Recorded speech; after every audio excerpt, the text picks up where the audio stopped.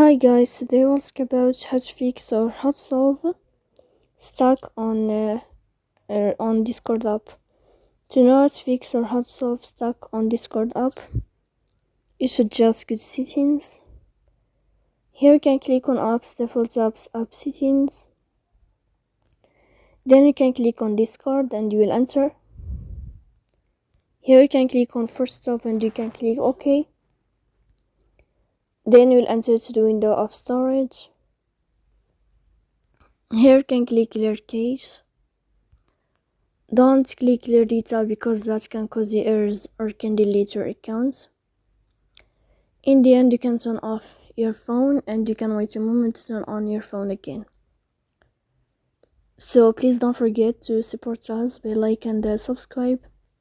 See you next time in another video, and thank you for your attention.